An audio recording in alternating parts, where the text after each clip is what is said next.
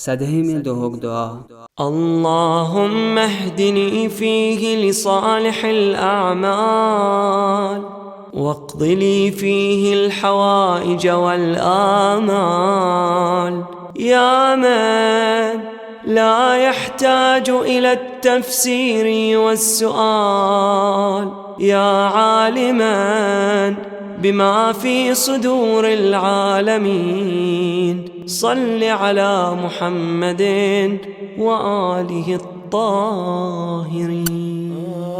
خدایا از کی دوه کر میں نیک عملن کن ہدایت، بے کر میان سیر آرزو تو حاجت روا.